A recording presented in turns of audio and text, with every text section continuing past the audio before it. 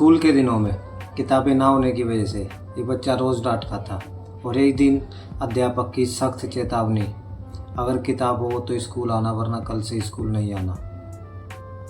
आज हम बात कर रहे हैं एक ऐसे बच्चे की जो आगे चलकर हमारे देश का प्रतिनिधित्व करता है।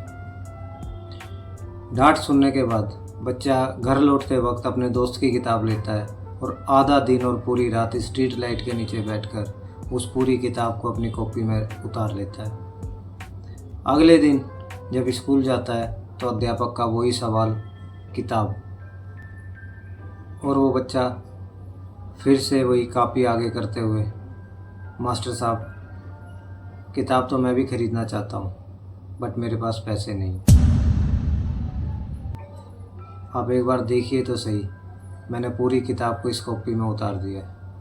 ये सब देख के मास्टर को इतना आश्चर्य होता है और वो बच्चे को शाबाशी देते हुए कहता है कि बेटा एक दिन तुम ज़रूर देश का नाम रोशन करोगे और आगे चलकर यही बच्चा हमारे देश का दूसरा प्रधानमंत्री बनता है। जी हाँ, हम बात कर रहे हैं श्री लाल बहादुर शास्त्री जी की, जिन्होंने बेहद गरीबी में अपना जीवन व्यतीत करते हुए, सभी बाधाओं को पार करते हुए उस मुकाम तक पहुँचे जिसकी वजह से आज उन्हें पूरा विश्व याद करता है। आज हम बात करेंगे श्री लाल बहादुर शास्त्री जी के बारे में।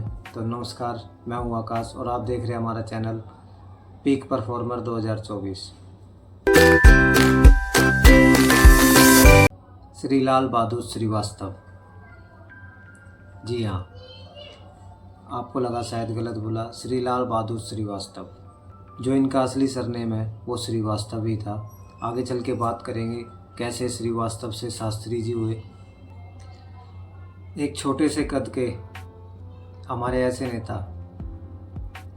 जिनकी ईमानदारी की मिसाल आज तक दी जाती है, जो अपने कद के बारे में खुद बात करते हुए कहते हैं कि मेरी कदगाठी देखकर लोग मुझे कमज़ोर इंसान समझते हैं, लेकिन यकीन मानिए अपने जज्बे के इतने मजबूत आदमी, इतनी मजबूत विल पावर शायद ही भारतीय राजनीति में कभी कोई आया हो और आगे कभी आएगा। ऐसे थे हमारे लाल बहादुर शास्त्री जी। 2 अक्टूबर 1904 उत्तर प्रदेश के वाराणसी के मुगल सराय के छोटे से कस्बे में लाल बहादुर शास्त्री जी का जन्म होता है। उनके पिताजी का नाम था मुंशी शारदा प्रसाद श्रीवास्तव, जो एक पेशे से एक शिक्षक थे। उनकी माँ का नाम राम दुलारी था। बेहद गरीब परिवार था। जब शास्त्री जी 1.5 साल के थे तो उनके पिताजी का देहांत हो गया था। परिवार पर बिजली टूट पड़ी थी। शास्त्री जी की माताजी अपने बच्चों को लेकर अपने पिता हजारी लाल के पास मिर्ज़ापुर जाकर बस जाती है। बट नियति का कहर देखिए, थोड़े दिन बाद ही शास्त्री जी के नाना जी का भी देहांत हो जाता है। ननिहाल में रहते हुए प्राथमिक शिक्षा ग्रहण की। बाद में उन्होंने काशी विद्यापीठ से स्नातक की पढ़ाई पूरी की और यहीं से इनका नाम शास्त्री जी पड़ा। जी हाँ, काशी विद्यापीठ से स्नातक की डिग्री लेने के बाद ही उनको शास्त्री की उपाधि दी गई। वहीं से लाल बहादुर श्रीवास्तव जी ने अपना सरनेम श्रीवास्तव से हटाकर शास्त्री जी रखा। बचपन में उनको स्कूल जाने के लिए नदी तैर कर जाना पड़ता था। 2 पैसे नाव वाला लेता था, बट उनके पास नाव में जाने के लिए पैसे नहीं हुआ करते। स्वतंत्रता सेनानी के रूप में भी शास्त्री जी ने अपनी भूमिका निभाई है। मात्र 11 वर्ष की उम्र से ही उन्होंने स्वतंत्रता संग्राम में भाग लेना शुरू कर दिया था। 16 साल की उम्र में गांधी जी के आह्वान पर उन्होंने असहयोग आंदोलन में अपनी अहम भूमिका निभाई।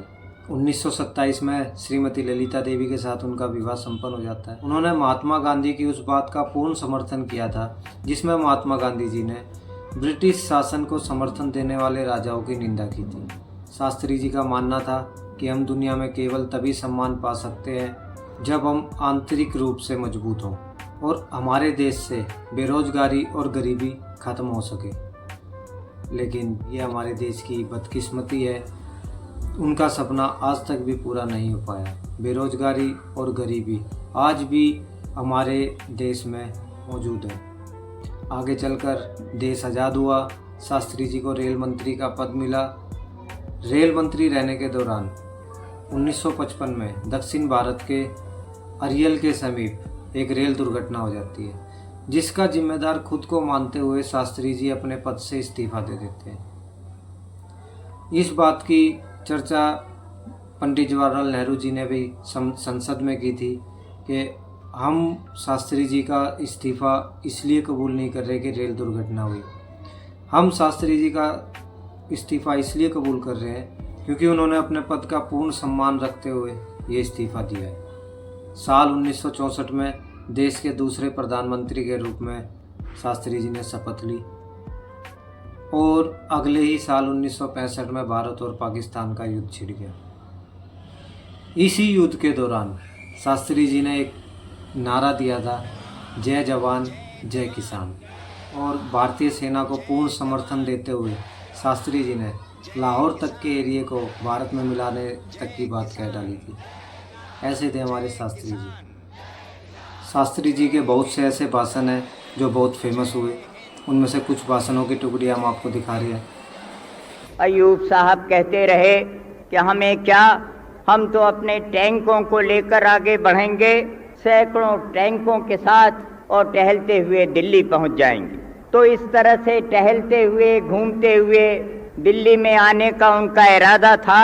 और जब ये इरादा हो तो कुछ अगर हम भी थोड़ी तरफ लाहौर की तरफ टहल कर चले गए। आपसे ये 3 नारे आपके सामने कहता हूँ, आपसे आशा करूँगा कि आप उसे दोहराएंगे।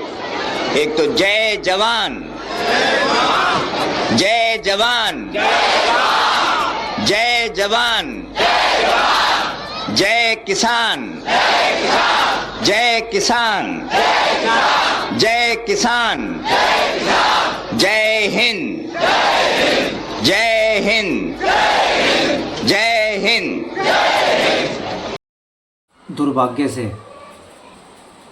11 जनवरी 1966 को ताशकंद में शास्त्री जी की रहस्यमय मृत्यु हो जाती है, जिसका कारण आज तक भी हमें नहीं पता चला। बट दोस्तों, शास्त्री जी की जो कहानी है हमने बहुत शॉर्ट में बताई है। कहानी अगर बताने चले तो वीडियो बहुत लंबी हो जाएगी। इसमें आप एक चीज़ देखिए, उस समय स्कूल जाने के लिए, शिक्षा पाने के लिए कितनी लालसा थी शास्त्री जी ने।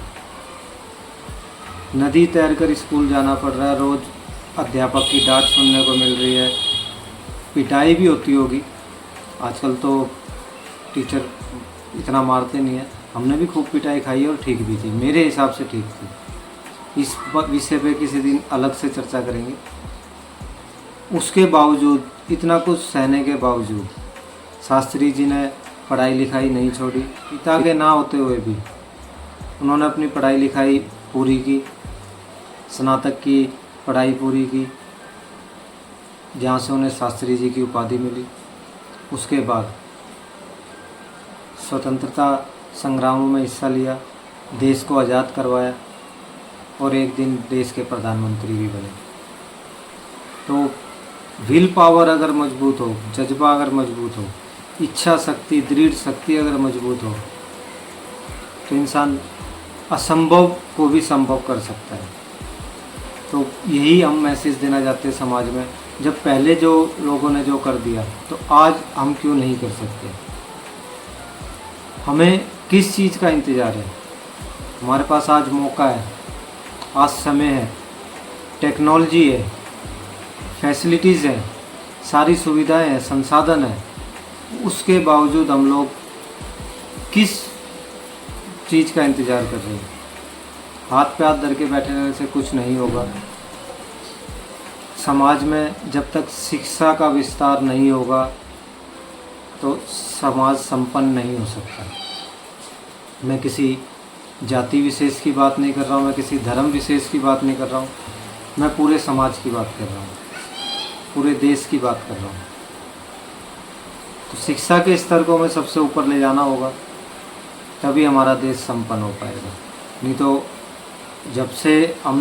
मैंने जब से पढ़ना स्टार्ट किया, जब से देश को विकासशील की देश की सूची में ही देख रहा हूँ, और आज भी देश विकासशील ही है। हालांकि एजुकेशन लेवल बढ़ा है, साक्षरता दर बढ़ी है, बट जिस हिसाब से बढ़नी चाहिए उस हिसाब से नहीं बढ़ रही, क्योंकि कई लोग मजबूर हैं और कई लोग लापरवाह हैं। कृपया शिक्षा के महत्व को समझिए, मैं हमेशा कहता आया हूँ। तो आशा करता हूँ वीडियो आपको पसंद आई होगी। अगर पसंद आई तो अपना प्यार जरूर शेयर कीजिएगा। धन्यवाद। जय जवान, जय किसान।